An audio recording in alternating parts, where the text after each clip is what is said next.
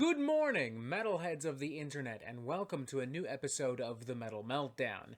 Today, we are reviewing every single Guns N' Roses album ever made in order of release. Why? Because why the fuck not? That's why. I kind of thought to myself, you know what, Guns N' Roses, they're actually kind of relevant again, thanks to that new Absurd single that dropped a couple weeks ago. People are finally pumped to listen to Guns N' Roses, to listen to some new Guns N' Roses for that matter.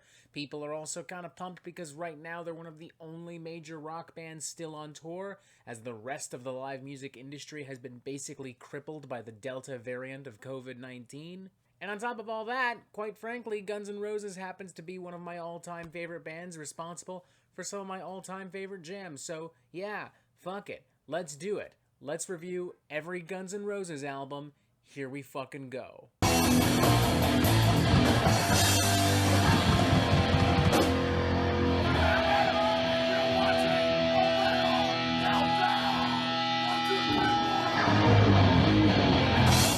I've done enough of these videos that I don't really feel like I need to go over any ground rules, but just to be entirely safe, here we go.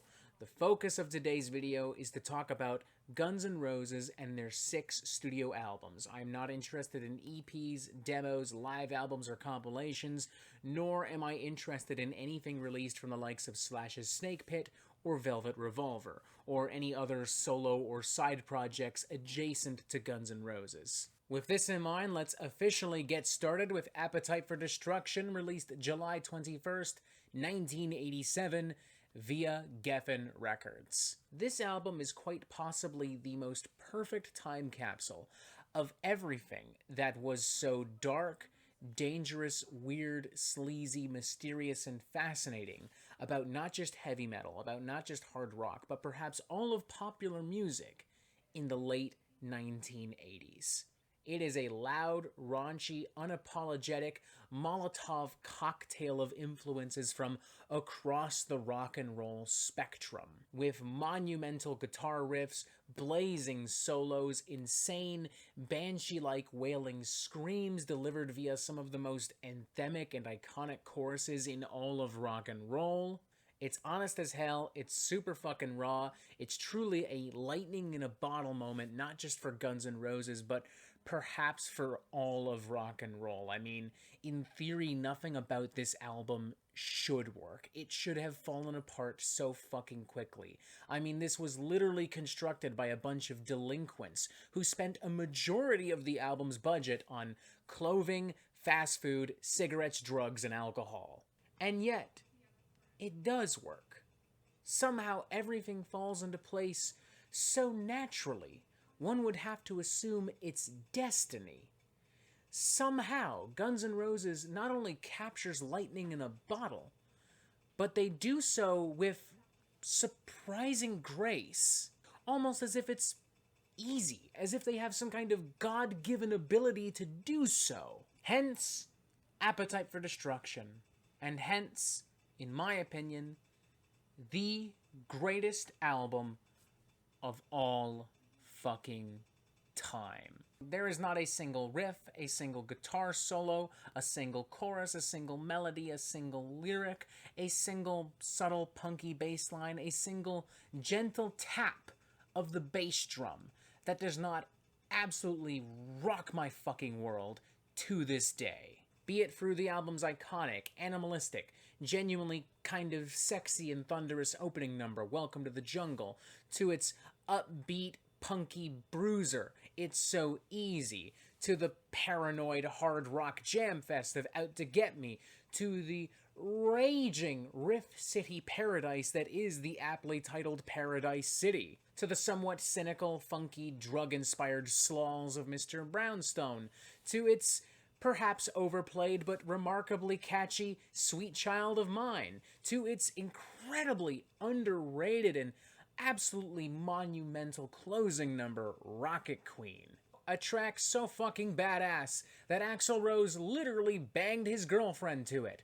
How do we know this? Because her moans are literally in the breakdown for this song. They're pooling so much influences from hard rock, punk rock, glam rock, and heavy metal legends like Led Zeppelin, Aerosmith, the New York Dolls, very early Judas Priest and Ozzy Osbourne, even from some of their peers in Los Angeles of the time like Motley Crue. As a result, the album has a bit of a punk side without going full-blown punk. It's pretty sleazy and sexy and catchy, but not to the point of being like a glam metal or a pop metal or a hair metal record. And there's also a really dark underbelly to this thing that allows it to hang out with records like Master of Puppets from Metallica without being, you know, Master of Puppets from Metallica. And I'm not saying this because I'm a fanboy, I'm saying this because Guns N' Roses was literally able to occupy all of these territories at once. They could literally go on a tour with Motley Crue, and then do one with Iron Maiden, and then do one with Social Distortion, and then do one with Metallica, and nobody fucking argued. That alone is fucking impressive, and a testament to just how badass this album was then, and to some extent still is now. I mean, Guns N' Roses can headline major pop festivals, and nobody fucking argues. And it's all because of this absolutely monumental rock and roll masterpiece. And yeah, I fucking said it. Masterpiece. I'll say it again. Masterpiece. I'll say it again for the people in the back. Masterpiece. With that in mind, 5 out of 5, it's a perfect fucking album. I could literally spend all day talking about every singular detail that makes this album so incredible, but the reality is we have multiple other albums we need to also talk about, so I will not do that. All you need to know is that if you haven't already listened to this motherfucker, you need to. A-S-A goddamn fucking P. Now. Please and thank you. God, it's like getting really hot in here. I can't tell if it's because it's actually hot, or if it's because I'm just fucking turned on by the thought of this fucking incredible record. Probably a mix of the two, to be honest. Yeah. Next up, we have GNR Lies, released November 29th, 1988. And immediately there's a huge dip in quality. I mean, it's hard to be too upset, considering, you know, capturing lightning in a bottle. It's pretty hard to do once, let alone twice. It's also kind of hard to be super upset because this technically isn't a full-blown album. It's actually just 2 EPs that have been kind of sandwiched together. But even so, goddamn. What the fuck happened, guys? The story goes that Appetite for Destruction was selling so well that Geffen Records decided they needed to capitalize on this immediately and get a new album out ASAP. In order to do so, they took a bunch of acoustic songs that Guns N' Roses had been working on and combined them with a slew of older tracks from a previously released EP back in 1986 and repackaged the whole thing as a brand new studio album. The result is an album that immediately and inevitably lacks the cohesion and authenticity of Appetite for Destruction, and to some extent, even what the original pieces themselves may have individually intended to have. It is a very obvious, transparent, and blatant studio cash grab, one that Guns N' Roses themselves have lamented over the years. Which isn't to say that it's like filled to the brim with like genuinely terrible material, because I don't think it is. But it's hard for me not to feel a little bit queasy when thinking about GNR Lies, because it's just such a horrifically fake and disingenuous product. And honestly, while most of the material may not be terrible, it's still not amazing. The older tracks from the Live Like a Suicide EP are fine. There's a pretty bare bones, cookie cutter, paint by numbers cover of Mama Kin from Aerosmith. There's a couple original cuts that aren't really that special. You can tell that this is a much earlier, a much more unpolished and unfocused incarnation of the band, you know? The gears aren't quite falling into place on these numbers the way they did for Appetite for Destruction. It really is just that fucking simple. And as far as the acoustic pieces are concerned, there's just not really a lot to talk about outside of the controversy surrounding 1 in a Million, where Axl Rose, out of the blue, drops a bunch of racist and homophobic slurs.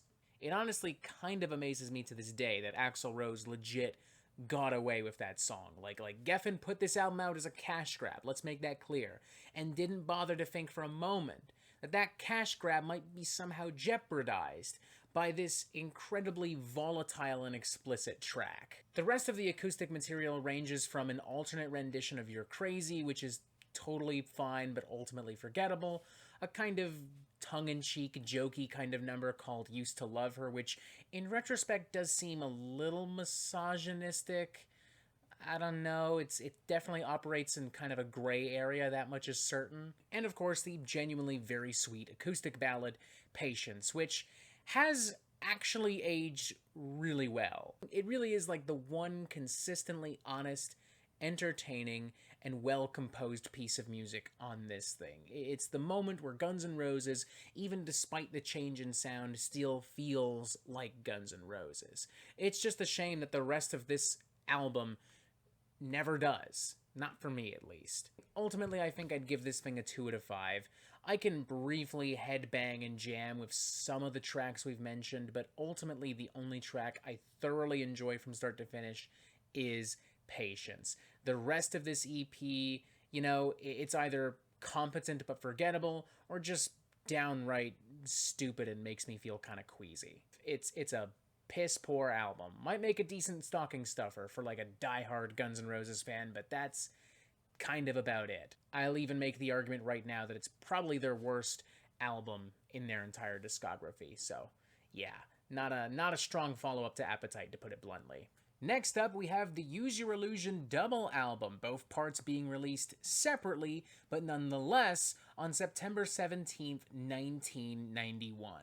This marks a very complicated time for Guns N' Roses, as tensions within the band begin to bubble to the surface, and as the band very publicly struggle to maintain their rock and roll ethos while allowing Axl Rose to indulge in his more progressive and artistic ambitions.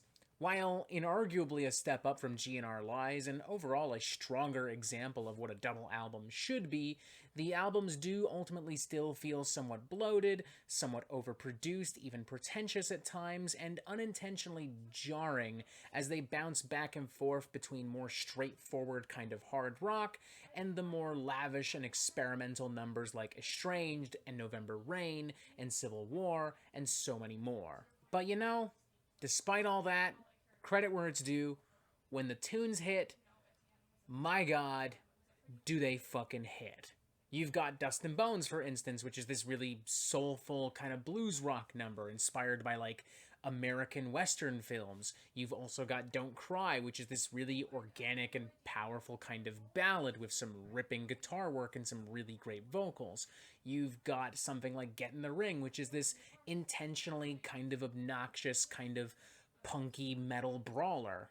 And you've also got cuts like Coma and Locomotive, which almost border like full-blown prog rock with these really angular rhythms, these really funky passages, and these really unpredictable segments altogether. Like, seriously, two of Guns N' Roses' most underrated tracks right fucking here. You've got a very tender, simple, and sweet piano ballad via the track Yesterday. You've got an equally serene and surreal kind of mystical hard rock jam via The Garden, which features Alice Cooper on vocals. You've got moments like Live and Let Die and Knockin' on Heaven's Door, where Guns N' Roses transform these classics from Paul McCartney and Bob Dylan into thunderous heavy metal anthems. And yeah, let's talk about Estranged and November Rain and Civil War. Sure, they're kind of pretentious, definitely overproduced, but despite that, still kind of effective. The big problem with this album is that while there isn't a lot of filler, the filler that does exist is just fucking terrible.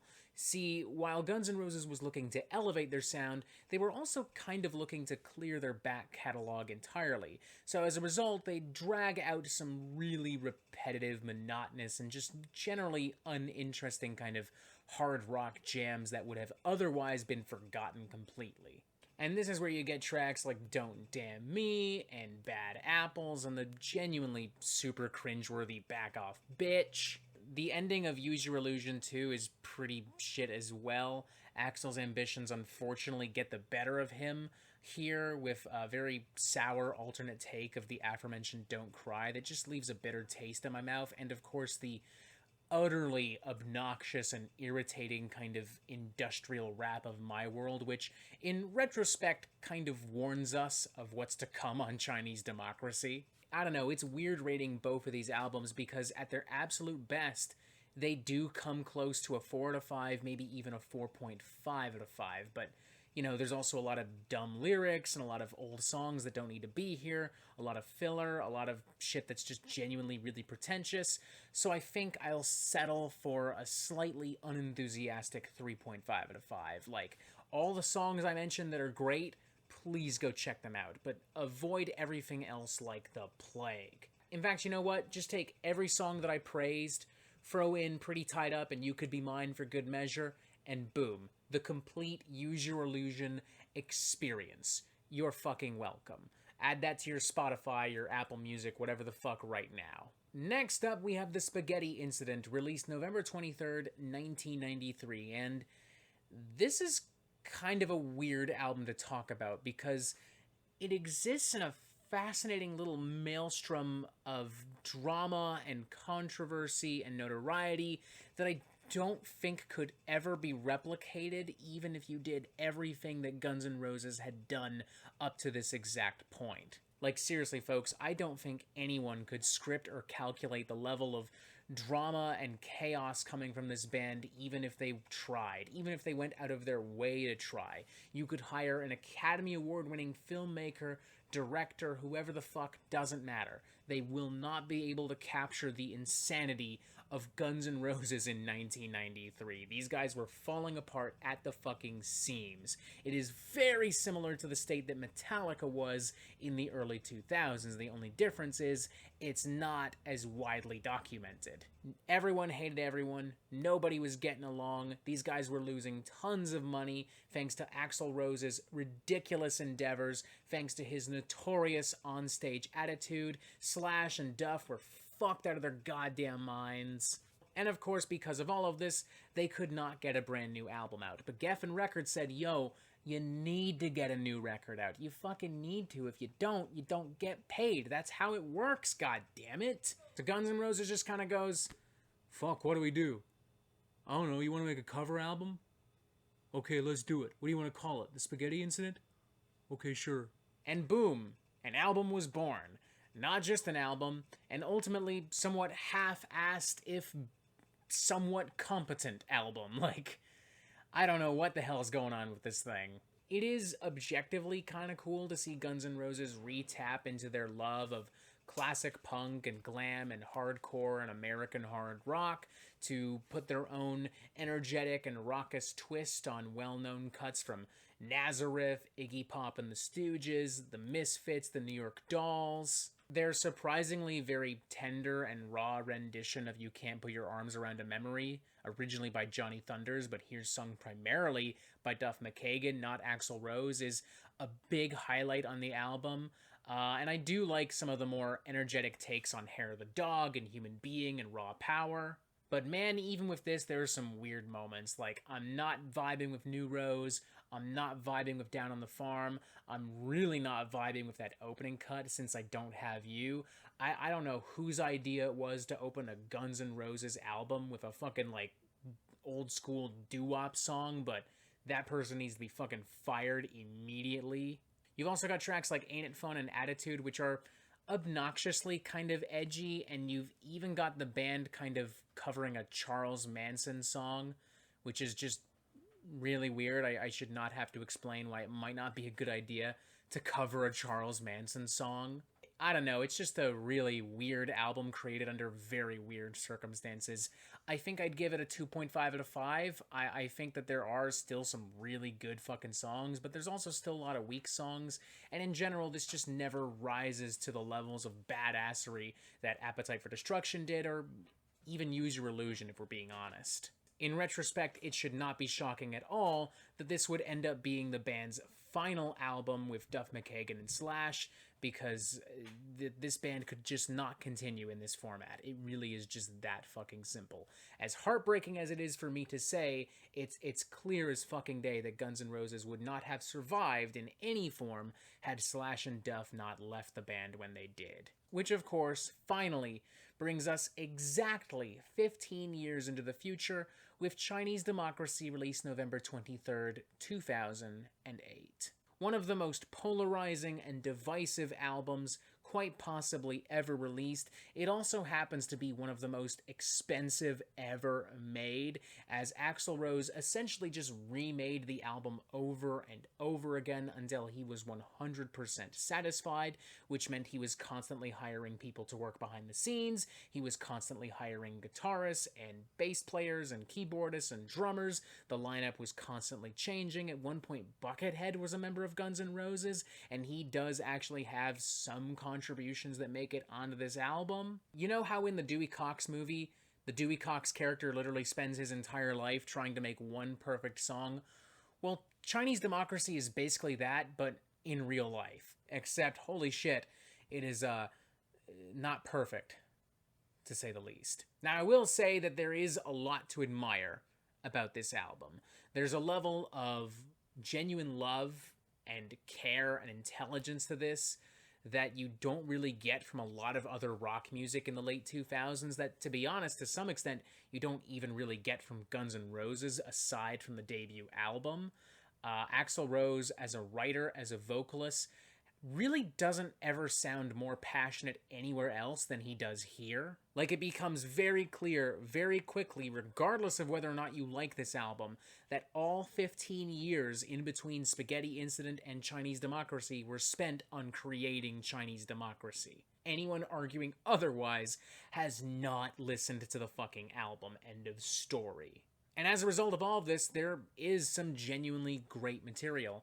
Take, for instance, the cut Better, which is a genuinely pretty infectious slice of late 2000s kind of pop, alternative rock and metal with some really great riffs, a really great guitar solo, some great keyboard parts, some really strong vocals. Though I would say vocally, Axl is at his peak with the very intimate piano-driven ballad This I Love, where he just utilizes every single bit of his entire vocal register. The chorus in particular is just fucking magical, for lack of a better word. You can really feel all of Axl's agony and pain and bittersweet love in this one moment. Some of the more progressive, adventurous, and ambitious cuts can leave a bit of a sour taste in my mouth, like Madagascar and There Was a Time, but there are some strong ones like Catcher in the Rye and Prostitute, the latter of which ends this album on a pretty fantastic note. And there are also some genuinely really heavy cuts on here, like Shackler's Revenge, Riot and the Bedouins, Scraped, I'm Sorry, which almost has the kind of bluesy alternative R&B drawl of what I would eventually come to expect from, like, The Weeknd. I don't know how else to phrase it. It's kind of great. Other tracks just really fail to leave an impact, like IRS. The aforementioned Madagascar as well just feels really preachy and pretentious. Like, I just want to constantly tell this song to shut the fuck up every time I think of it, let alone every time I listen to it. Tracks like If the World and Street of Dreams in particular are unbearable. We're, like, reaching Michael Jackson levels of egomania and just like, oh, look at me, if only the world were a better place, I give to charity, look at me, I'm such a great guy, oh, I have so many deep thoughts, and just like, just kill me, just fucking kill me. I hate these numbers. It's so infuriating because this album can be genuinely really fun and evocative at times, and then also really irritating at other times, and all of this is because of Axl Rose himself. There are plenty of fingers to point, don't get me wrong, but they're all should be directed squarely at Axl, because this is his baby. This is what he spent 15 years fucking making.